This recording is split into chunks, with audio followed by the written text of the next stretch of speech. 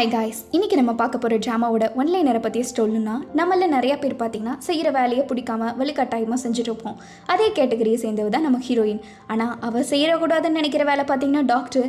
ஒரு சூழ்நிலை காரணமாக அவளே டாக்டர் வேலைக்கு தான் போகணுங்கிற மாதிரி ஒரு சுச்சுவேஷன் வந்துடுது.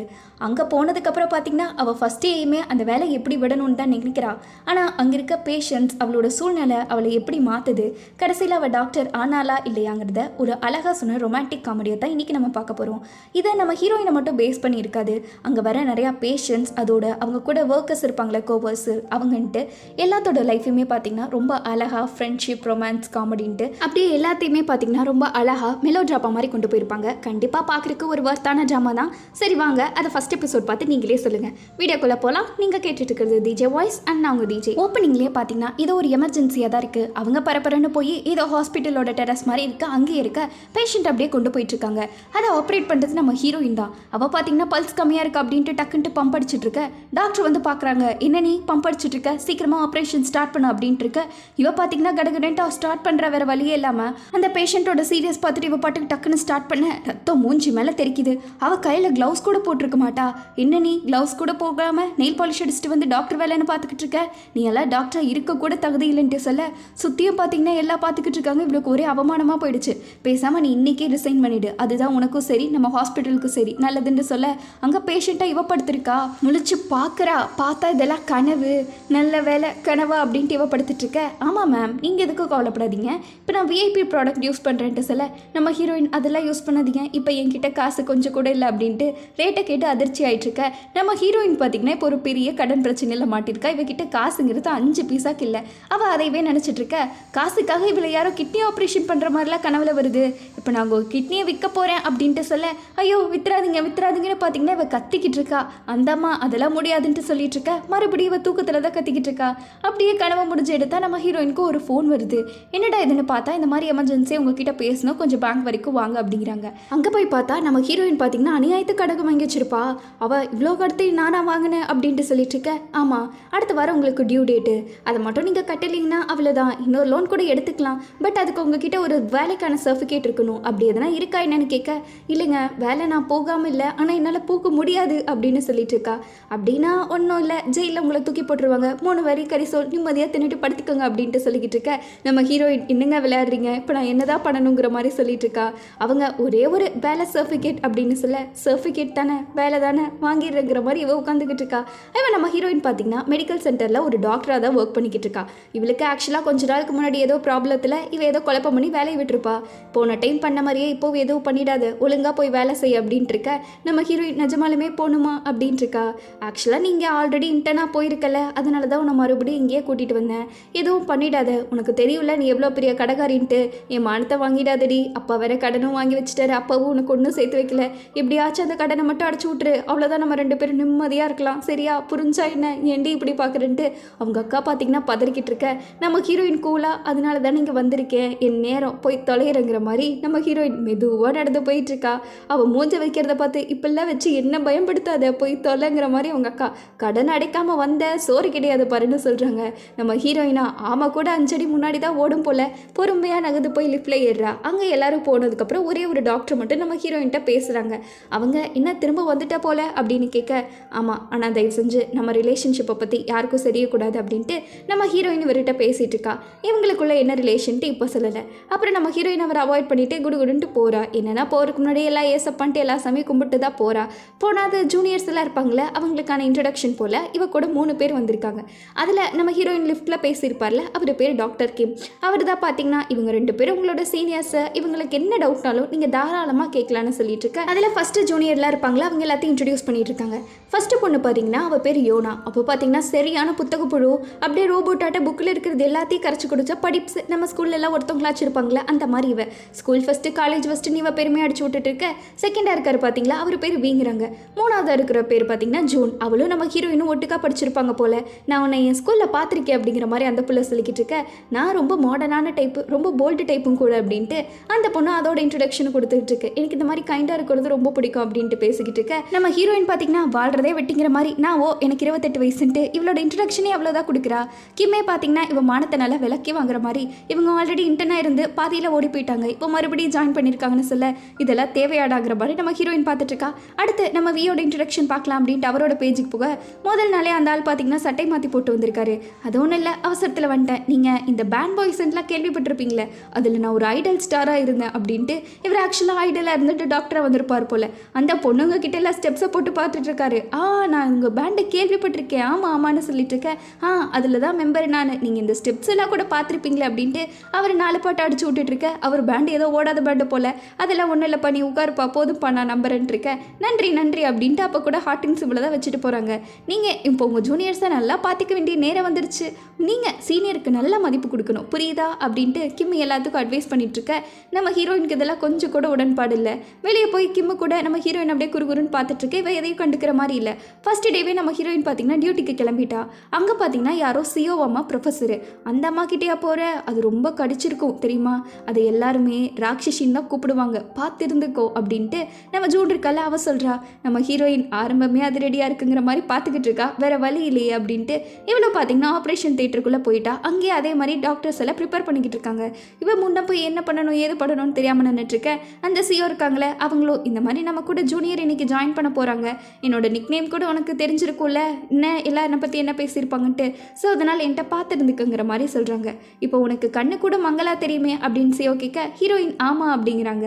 அப்புறம் பார்த்தா நம்ம ஹீரோயின் ஸ்டிக்கரை கூட பிடிக்காம கண்ணாடியை போட்டு வந்திருப்பா, என்ன மன்னிச்சிருங்க அப்படின்ட்டு சொல்லிட்டு இருக்க. நல்லா அருமையான ஜூனியராக இருப்ப போல அப்படின்ட்டு சிஓ கிட்ட முதல் நாளே இவ வயிற்றுல வாங்கி கொட்டிக்கிறா. அங்கே பார்த்தீங்கன்னா ஆப்ரேஷனும் அப்படியே போயிட்டு இருக்கு. நம்ம ஹீரோயின் வெளியே நின்று எல்லாத்தையும் பார்த்துக்கிட்டு இருக்கா. அங்கே அந்த அம்மா ஆப்ரேஷன் பண்ணி முடிச்ச இவ குழந்தை எடுக்கிறதையே ஏதோ அதிசயமாக எடுக்கிற மாதிரி பார்த்துக்கிட்டு இருக்க. என்ன நீ எல்லாம் நிஜமாலுமே டாக்டருக்கு தான் வந்தியாங்கிற மாதிரி ஒரு லுக்கு விட்டுட்டு போகிறாங்க. ஹாஸ்பிட்டல்லேயே நம்ம ஹீரோயினை பற்றி தான் பேச்சு. என்ன வந்த முதல் நாளே ஜூனியர் போல சிஓ கிட்ட மாட்டிக்கிச்சு போல, அது ஆல்ரெடி வேற காலேஜ் விட்டு போயிருக்க போல டாக்டரா அப்படின்ட்டு எல்லாம் நம்ம ஹீரோயினை பற்றி பேசிட்டு இருக்க. இன்னொரு பக்கம் பார்த்தீங்கன்னா ஜூன் பிரெக்னன்சி பாடு போல அலறி அடிச்சுட்டு ஓடிக்கிட்டு இருக்கா. அது நம்ம ஜூன் தானே அப்படின்ட்டு நம்ம படிப்பு சுவியும் பார்த்துக்கிட்டு இருக்க. நம்ம வீ கிட்ட பார்த்தீங்கன்னா யாரோ ஒருத்தவங்க ஏதோ ஃபார்ம் சிக்னேச்சர் பண்ண சொல்கிறாங்க. அவன் ஆட்டோகிராஃப் போட்டு கொடுத்துட்டு என்னோட முதல் கஸ்டமரே நீங்கள் தானே சொல்லிட்டு இருக்க, அட சைன் பண்ணுங்க பாஸுங்கிற மாதிரி வீக்கு யாரோ பல்பு கொடுத்துட்றாங்க. அவன் பாவம் இன்னும் ஐடலுங்கிற நினப்பை விட்டே வெளியே வரல போல. இன்னொரு பேஷண்ட் வந்து அவங்க எனக்கு இந்த மாதிரி ஷோல்டர் வலிக்குது ஆப்ரேஷன் பண்ணதுலேருந்து, என்ன பிரச்சனைன்னு பார்க்குறீங்களான்ட்டு சொல்ல, அப்படியா இதோ பார்க்குற அப்படின்ட்டு அவன் பார்த்தீங்கன்னா அவங்க சீனியர் ஒருத்தவங்க இருப்பாங்களே அவங்க கால் போட்டு இந்த மாதிரி என்னோட பேஷண்ட் ஒருத்தவங்க வந்திருக்காங்க, அவங்களுக்கு நெஞ்சில் ஓட்ட போல, எனக்கு ஏதோ டவுட்டாக இருக்குது அப்படின்ட்டு இவன் பார்த்தீங்கன்னா இல்லாத போல அதெல்லாம் அடிச்சு விட்டுக்கிட்டு இருக்கான். இவன் சொல்கிற சிம்டம்ஸை பார்த்து சீனியராக கடுப்பாய் தயவு செஞ்சு ஃபோனை வைடா அப்படின்ட்டு சொல்லிட்டு இருக்காங்க. 10வது டைம் ஃபோன் பண்ணிகிட்டு இருக்கான். இல்லாத நோயை இவனே உருவாக்கிக்கிட்டு இருக்கான். இவன் கஷ்டப்பட்டு வேலை செஞ்சால் நம்மளை ஏண்டி உருவியல் வாங்குறான், இவனை வச்சுட்டு நான் என்ன பண்ண போகிறேன்ட்டு சீனியர் மனசொடைஞ்சு பேசிக்கிட்டு இருக்க. அப்போ மறுபடியும் அவன் பார்த்தீங்கன்னா கால் பண்ணிக்கிட்டு இருக்கான். இன்னொரு பக்கம் நம்ம படிப்ஸ் இருக்காங்களே அவங்க கிட்ட ஒரு பேஷண்ட் புலம்பிக்கிட்டு இருக்காங்க. இந்த மாதிரி ஹாஸ்பிட்டலில் இன்ஜெக்ஷன் ஆப்ரேஷன் பண்ணுறதுக்கு எனக்கு பயமாக இருக்குது அப்படின்ட்டு சொல்லிட்டு இருக்க. அவள் அதெல்லாம் ஃபீல் பண்ணாதீங்க அப்படின்ட்டு டிஷ்யூ எடுத்து கொடுக்குறா. அவங்களுக்கு கொடுப்பாங்கன்னு பொறுத்தா இவ்வளோ மூக்குலேருந்து சளி வருது போல் அதை தொடச்சிட்டு நாங்கள் இப்போ சைன் பண்ணுறீங்களா ஓகேவா இருக்கும் அப்படின்ட்டு சொல்லிக்கிட்டு இருக்கா. அந்தம்மா சரியான டாக்டர் தாண்டி நீ நினச்சிட்டு அவங்க சைன் பண்ணிக்கிட்டு இருக்காங்க. 5 நிமிஷம் பேஷண்ட்டே பார்த்தீங்கன்னா ஆச்சரியப்பட வச்சுட்டா. சைன் வேலை முடிஞ்சிருச்சு, நான் கிளம்புறேன்ட்டு அவள் போயிட்டுருக்கேன். இன்னொரு பக்கம் நம்ம ஹீரோயின்ட்ட கிம்ம வந்து பேச ட்ரை பண்ணிட்டு இருக்காங்க. சாப்பாடெல்லாம் பிடிச்சிருச்சா, ஃபுட்டெல்லாம் ஓகே தானே அப்படின்ட்டு இருக்க. நம்ம ஹீரோயின் ஒரே கேள்வி தான் கேட்குறா, எப்போ வீட்டுக்கு விடுவாங்கன்ட்டு. நீ திருந்த மாட்ட போடி அப்படின்ட்டு அவர் பாட்டுக்கு எஞ்சி பக்கத்து டேபிள் ஓடிக்கிறாங்க. நெக்ஸ்ட் ஆப்ரேஷன் நம்ம ஹீரோயின் சிஓ கூட தான் பண்ணிக்கிட்டு இருக்கா. அவள் கூலான்னு நின்றுருக்க. என்னம்மா கொஞ்சமாச்சும் வேலை செய்யலாம்ங்கிற மாதிரி சிஓ சொல்லிக்கிட்டு இருக்காங்க. இந்த முடியை கொடுத்து இதை அந்த பக்கம் போடு அப்படின்னு சொல்லிக்கிட்டு இருக்க. நம்ம ஹீரோயின் அங்கே மேலே வச்சிடுறா.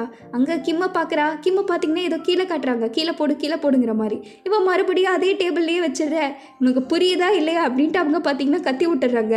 நம்ம ஹீரோயினா இதை நான் கையிலேயே வச்சுக்கிறேன், ஆப்ரேஷன் முடிஞ்சதுக்கப்புறம் வெளியே போடுறேன்னு சொல்ல அங்கே வந்துச்சு பாருங்க சிஓக்கு கோபம். முதல்ல வெளியே போயிட்டு இந்த கவனி அப்படின்ட்டுறாங்க.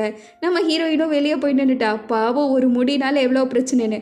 கடைசியில் பார்த்தா அந்த முடியை கீழே தான் போடணும். நம்ம ஹீரோயின் இப்போ கீழே போட இந்த சீனெல்லாம் அல்டிமேட்டாக காமெடியாக இருக்கும். இன்னொரு பக்கம் வீ பார்த்தீங்கன்னா போய் சீனியர்கிட்ட பேசிக்கிட்டு இருக்கான். இந்த மாதிரி நான் ஒரு பேஷண்ட்டை செக் பண்ணேன், அவங்களுக்கு சளி பிடிச்சிருக்கு, தலைவலியாக இருக்குது, எனக்கு தெரிஞ்சு டைஃபாய்டாக இருக்குன்ட்டு சொல்ல சீனியருக்கு பார்த்தீங்கன்னா சரி கணுப்பாயிடுது. ஏன் உன் வாழ்க்கையில் உனக்கு சளியே பிடிக்காதா, இது வரைக்கும் நீ டேப்லெட்லாம் போட்டது இல்லையா, ஏன் எனக்கெல்லாம் சளி பிடிக்காதா, மனுஷங்க தானடா நம்மெல்லாம் அப்படின்ட்டு அவங்க ஆத்திரத்தின் உச்சக்கட்டத்தில் கத்திக்கிட்டு இருக்க. இன்னொரு பக்கம் ஜூனத்தை காட்டுறாங்க. அவள் பேஷண்ட்டை பார்த்தீங்கன்னா ப்ரெக்னென்சி வார்டு கொண்டு போயிட்டு இருக்கா. பேஷண்ட்டை விட இவ பயந்துட்டு அழுதுருவா போல அப்படி போயிட்டு இருக்க. இவனா பார்த்தீங்கன்னா இந்த படிப்ஸ் இருக்கால அவள் பார்த்தீங்கன்னா இந்த மாதிரி ஆப்ரேஷனுக்கு சைன் வாங்கிட்டுன்ட்டு பெருமையாக பேசிக்கிட்டு இருக்கா. நான் தான் வேலையில் தண்டமாக இருக்கேன் போல அப்படின்ட்டு வீ நினச்சிக்கிட்டு இருக்க. இன்னொரு பேஷண்ட் கிட்ட யூனா சைன் வாங்க போகிறா. ஆனால் அவங்க பார்த்தீங்கன்னா சைன் பண்ண மாட்டேன்னு சொல்லிடுறாங்க. அவங்களுக்கு ஆக்சுவலாக நான் இது வரைக்கும் குடிச்சது கூட இல்லை, நான் ரொம்ப நல்லவளாக தான் வாழ்ந்திருக்கேன், ஆனால் எனக்கு ஏன் இந்த கேன்சர் வரணும், நான் என்ன பண்ணேன் அப்படின்ட்டு அவங்க அவ்வளோ ஃபீல் பண்ணி நம்ம யூனாட்ட சொல்லிட்டு இருக்காங்க. அவள் சிம்பிளாக பார்த்தீங்கன்னா நீங்கள் நல்லவங்களா இருந்தால் கேன்சர் ஏன் வரக்கூடாது அப்படிங்கிற மாதிரி கேட்டு விட்டுறா. ஒரு நிமிஷம் பேஷண்ட்டையே அதிர்ச்சியில் ஆற்றிய பதில் மாதிரி ஆயிடுச்சு. வி பார்த்தீங்கன்னா சரி வாங்க சாப்பிட போகலாம் அப்படின்ட்டு எல்லாம் டின்னர் கூப்பிட்றாங்கன்ட்டு ட்ரீட் கொடுக்குற மாதிரி கொடுத்துருக்கான். அங்கே எல்லாம் இப்படா வீட்டுக்கு போகலாங்கிற மாதிரி பதறி அடிச்சுட்டு ஓட்டத்துலேயே இருக்காங்க. நம்ம ஹீரோயின் பார்த்தீங்கன்னா வெளியே போகும்போது கரெக்டாக கிம்மும் வந்துடுறாரு. சரி நானே வீட்டுக்கு பேசாமல் ட்ராப் பண்ணட்டா அப்படின்ட்டு அவர் ஒர்க்கை பற்றி பேசிகிட்டு இருக்க ஹீரோயின் கொட்டாவி போட்டுட்டு தயவு செஞ்சு என்கிட்ட பேசாதீங்க, நான் எப்போ வேணாலும் வேலையை விட்டுட்டு ஓடிடுவேன்ட்டு இவ எப்போ வேலையை விடலாங்கிறதுலையே இருக்கா. அங்கே வீட்டுக்கு போனாதான் தெரியுது ஆக்சுவலாக நம்ம ஹீரோயினோட அக்கா இருப்பாங்க, அவங்க ஹஸ்பண்டோட தம்பி தான் பார்த்தீங்கன்னா கிம்மு. இவங்க எல்லாம் உட்காந்து சாப்பிட்டு இருக்கும்போது இன்னைக்கு ஹீரோயின் எப்படி பண்ணா அப்படின்னு கேட்குறாங்க. இன்னைக்கு ஆக்சுவலாக இவ ஆப்ரேஷன் வார்டில் ஒரு முடியை கூட போட தெரியல தெரியுமா அப்படின்ட்டு இவர் பாட்டுக்கு சொல்லி சிரிச்சுக்கிட்டு இருக்க நம்ம ஹீரோயினுக்கு சரியான கடுப்பு. ஃபஸ்ட்டு டேவே போய் சியோ ப்ரொஃபஸர் கிட்ட பேரிச்சு வாங்கிட்டியா அப்படின்ட்டு அவங்க அக்கா வேற ஒரு பக்கம் கத்துறாங்க. கடன் அடிக்கணும்டி ஞாபகம் இருக்கா இல்லையா, இல்லைனா உனக்கு சோறு இல்லை, இங்கே தங்கறதுக்கு இடம் கூட இல்லை, புரியுதா இல்லையா, கிம் நீங்கள் இவளை நல்லா பார்த்துக்கோங்க அப்படின்ட்டு அவரோட ரெக்கமெண்டேஷனில் தான் உன்னை ஹாஸ்பிட்டலுக்கு சேர்த்துச்சு தெரியுமான்னு கேட்க நான் சும்மா போயிட்டேன் நீன்ட்டு எனக்கு தெரியாது அப்படின்ட்டு அவர் பாட்டுக்கு ஃபோன் வந்துருச்சுன்னு தப்பிச்சு ஓடிடுறாங்க. இதுக்கு தான் நான் சொன்னேன் இங்கே டாக்டருக்கெல்லாம் போக மாட்டேன் அப்படின்ட்டு இருக்க. அடுத்த நாள் பார்த்தீங்கன்னா நம்ம ஹீரோயின் வேண்டா வெறுப்பா உட்காந்து வேலை செஞ்சுக்கிட்டு இருக்கா. கிம்மு பார்த்துருந்துக்கோ இல்லைனா ப்ரொஃபஸர் சியோ கிட்ட மறுபடியும் மாட்டிக்காதுன்னு சொல்லிட்டு இருக்கேன். யாரோ வந்து டாக்டரை கூப்பிட்டுருக்காங்க. நம்ம ஹீரோயின் கொஞ்சம் கூட கூச்சமே இல்லாமல் டாக்டர் இல்லை அப்படின்ட்டு தலையை குமிச்சுக்கிறா. அப்போ நீங்கள் யாருன்னு சொல்ல சரி வரேன் அப்படின்ட்டு இவ்வளோ பார்த்தீங்கன்னா ஒரு பேஷண்ட்டை பார்க்கலான்னு போகிறா. அந்த அம்மா பார்த்தீங்கன்னா இது ஏதாவது செகண்ட் சைல்டுன்னு பேசிக்கிட்டு இருக்கு. ஃபோனில் அவங்க பாய் ஃப்ரெண்ட் கிட்ட பேசிகிட்டு இருக்கு. ஆனால் இது அவங்க ஹஸ்பண்டுக்கு தெரியாது. அவங்க ஹஸ்பண்ட்டை இதுதான் ஃபஸ்ட்டு சைல்டுங்கிற மாதிரி சொல்லி வச்சிருக்கு. முன்னாடி குழந்தை பிறந்த விஷயத்தையே மறைச்சிருச்சு. இந்த மாதிரி இதை என் ஹஸ்பண்டுக்கு தெரியாமல் பார்த்துக்கோங்க அப்படின்னு சொல்லிட்டு இருக்க. அவர் வந்தோடனே பேபி ஃபஸ்ட்டு பேபி வேறு எனக்கு பயமாக இருக்குது பேபின்ட்டு இந்த அம்மா நடிப்பை போட்டுக்கிட்டு இருக்க. நம்ம ஹீரோயினும் பார்த்தீங்கன்னா எதுவுமே பேசல. ஆமாம் அவங்களுக்கு ஃபஸ்ட்டு சைல்டில் அதனால இப்படி பயந்துட்டு இருக்காங்கன்ட்டு அவர் கேக் கொடுத்துருப்பாரு அவர் ஒய்ஃபை பார்த்துக்கிட்டதுக்கு. அதை எல்லாத்துக்கும் கொடுத்து சாப்பிட வச்சுக்கிட்டு இருக்கா. அங்கே பார்த்தீங்கன்னா சாப்பிட வி பார்த்தீங்கன்னா எனக்கு பேஷண்ட் இருக்காங்க அப்படின்ட்டு இவன் பாட்டுக்கு குடுகுடுன்னு நினச்சி போக அங்கே ஜூனுக்கு கரெக்டாக கால் வந்துருச்சு. அவளும் சாப்பிட பார்த்தீங்கன்னா ஓடிடுறா. நம்ம ஹீரோயின் இப்போ தான் எனக்கு சியோ கூட டியூட்டி இருக்குன்ட்டு அவளும் போயிட்டுருக்க. இங்கே நம்ம புத்தக புள்ளி எதையோ பார்த்து சிரிச்சுக்கிட்டு இருக்கு புக்கை பார்த்து. நம்ம ஹீரோயின் பார்த்தீங்கன்னா போய் ஒரு பேஷண்ட்டை பார்த்துருப்பால, அது ப்ரொஃபஸர் சியோவோட பேஷண்ட்டு. அவங்க பார்த்தீங்கன்னா நம்ம ஹீரோயின் இப்போ பேஷண்ட்டு குழந்தை பிறக்கிற ஸ்டேஜில் இருக்குது அப்படின்ட்டு டக்குன்ட்டு இந்த மாதிரி கால் பண்ணி சொல்கிறா. இந்த குழந்தை எப்போ வேணாலும் பிறந்துரும் அப்படின்ட்டு அவள் அவ்வளோ பதறிக்கிட்டு இருக்கா. இன்னொரு பக்கம் சியோ பார்த்தீங்கன்னா பேஷண்ட்டே சைலண்ட்டாக இருக்காங்க, நீயே இப்படி பதறிட்டு இருக்கங்கிற மாதிரி நம்ம ஹீரோயின்ட்ட இது ஒன்றும் குழந்தை பிறக்கிற டைம் இல்லை, அவங்களுக்கு கொஞ்சம் நாள் இருக்குது, கொஞ்சம் கரெக்டாக தான் பாருங்கிற மாதிரி பேஷண்ட் கிட்டேயும் நீங்கள் ஓகேவா தானே இருக்கீங்கிற மாதிரி கேட்டுட்டு போகிறாங்க. அங்கே நம்ம கிம்மு தானே ஹீரோயின் எடுத்தாங்க, அதனால போய் இவ கிம்மை போட்டு கத்திக்கிட்டு இருக்காங்க சியோ. நம்ம ஹீரோயினுக்கு இதெல்லாம் பார்த்தீங்கன்னா அவமானமாக இருக்குது. இன்னொரு பக்கம் கிம்மு போய் இன்னொரு பேஷண்ட்டை பார்க்க போகிறாங்க. அவங்க பார்த்தீங்கன்னா நம்ம படிப்ஸ் பார்த்துருப்பாங்களே அந்த பேஷண்ட்டு தான். அவர் கூலாக உட்காந்து பேசிக்கிட்டு இருக்க.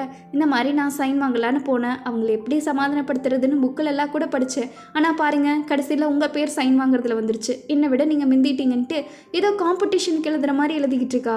இங்கே கிம்முக்கு சரியான கோவம். இது ஹாஸ்பிட்டல், இங்கே இருக்க பேஷண்ட்ஸோட உயிரெல்லாம் நம்மளுக்கு ஒன்றும் மார்க் மாதிரி இல்லை, இது நம்ம பொறுப்பாக பார்த்துக்கணும். அதோட இங்கே நீ ஃபஸ்ட்டாக வந்துட்டுன்ட்டு யாரும் உனக்கு மெடல் கொடுக்க போகிறதில்ல, கொஞ்சம் பொறுப்பாக நடக்க கற்றுக்கோ, இல்லைனா நீ படித்ததே வேஸ்ட்டுங்கிற மாதிரி சொல்லிட்டு போயிடுறாங்க.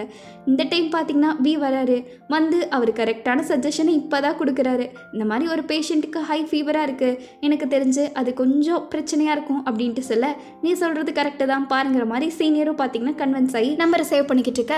நம்ம கிம் இப்போ தான் ரெஸ்ட் எடுக்கலான்னு வந்திருப்பாங்க. அதுக்குள்ளே நம்ம ஹீரோயின் ஃபோன் போட்டு கதறிட்டு இருக்கா. என்ன பிரச்சனைன்னு பார்த்தா அப்படியே ஒரு ப்ரெக்னன்சி லேடியை பார்த்துருப்பாங்களே, அவங்களுக்கு இப்போ வலி வந்துருச்சு, சீக்கிரமாக வாங்க ஆப்ரேஷன் பண்ணி ஆகணும் அப்படின்ட்டு சொல்லிக்கிட்டு இருக்க. அவர் பார்த்தீங்கன்னா இதை சியோ பார்த்துட்டு போனாங்களே, ஆக்சுவலாக நீ ஷியோர் தானே, இல்லைனா பெரிய பிரச்சனை ஆகிடும் அப்படின்ட்டு சொல்லிட்டு இருக்கா. அதெல்லாம் ஒரு பிரச்சனை இல்லை, நீங்கள் வாங்க நான் பார்த்துக்கிறேங்கிற மாதிரி நம்ம ஹீரோயின் கத்திக்கிட்டு இருக்கா. அங்கே அந்த பேஷண்ட் கிட்ட போய் மூச்சு நல்லா இழுத்து விடுங்கன்னு சொல்லிட்டு இருக்க. நான் போய் சொல்லிட்டேன் இதுதான் என்னோட ஃபஸ்ட்டு டைம் அப்படின்ட்டு அவங்க சொல்லிட்டு இருக்காங்க. எனக்கும் இதுதாம்மா ஃபஸ்ட்டு டைம்னு நம்ம ஹீரோயின் சொல்ல அங்கே பேஷண்ட்டு பார்த்தீங்கன்னா அழுதுட்டு இருக்கேன்ட்டு அதோட இந்த எபிசோட் முடிக்கிறாங்க. இந்த சீரியஸே ஃபுல்லாக காமெடியான சீரியஸ் தான் கைஸ், பார்க்க சரியான ஃபன்னாக இருக்கும். ஓகே அடுத்த எபிசோடில் மீட் பண்ணலாம். இது பிடிச்சிருக்கா இல்லையான மறக்காமல் கமெண்ட் சொல்லுங்கள். லைக் ஷேர் எல்லாம் பண்ணியிருப்பீங்கன்னு நம்புகிறேன். அதனால் நம்ம நெக்ஸ்ட் ஒரு சூப்பரான எபிசோடில் பார்ப்போம். Bye sweeties.